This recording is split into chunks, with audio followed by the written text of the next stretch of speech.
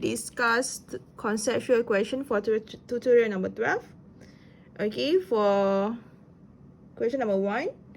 So a wave is diffracted as it passes through an opening in a barrier. So the amount of diffraction that the wave undergoes depend on both the...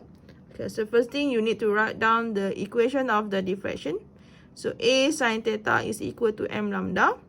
Okay, for A answer, so amplitude and the frequency of the incident wave. So from this equation, you don't have the amplitude. Okay, you don't have the frequency. So A answer is wrong. B, the wavelength. So this equation, you have the wavelength and the speed of incident wave. But from this equation, you don't have the speed.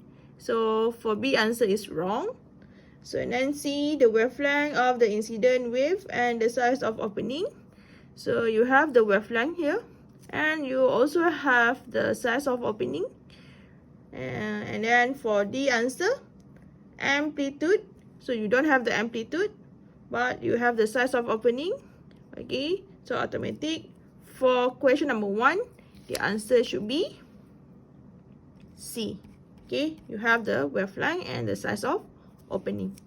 So for question number 2, describe the photoelectric effect.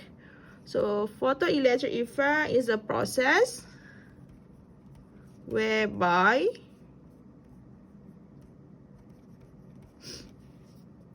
electron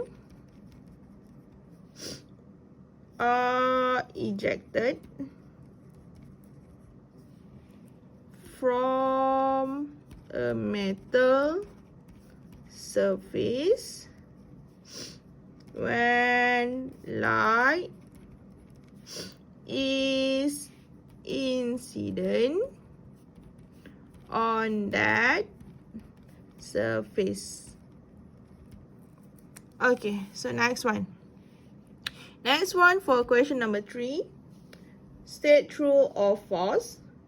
For A question, so the de Broglie hypothesis that all matter has both particle and wave nature. So this one, like theory of light. Okay, so all matter, okay, so have particle and the wave nature. So the answer is true because all matter have particle type and wave type.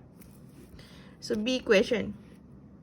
When a photon scatters off an electron, so the photon lose energy.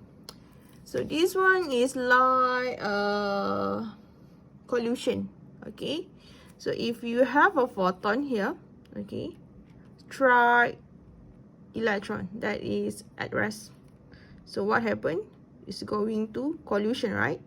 So it's going to collision. So this one should be your photon, and this one you have the electron moving here. Okay, so what happened here? So this one is due to quantum effect, subtopic of quantum effect. Okay, so what happened to your photon here? What happened to your photon? So from this part, so your photon have longer wavelength. Okay, you have a longer wavelength here. So the wavelength should be longer. So what happened to your energy here? When you use the formula, energy is equal to HF. Okay, where C is equal to F lambda, F is equal to C over lambda. When you substitute inside this one, it becomes E is equal to HC over lambda. So E and lambda is inversely proportional. So if your wavelength is longer, so what happened to your energy? Should be lower. So the answer is true.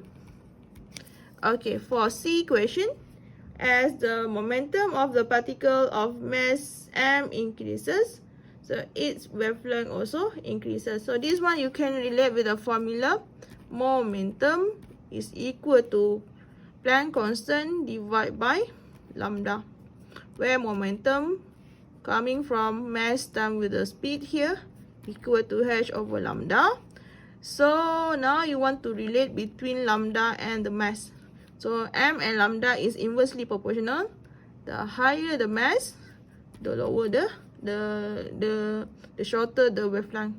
So the answer here should be false.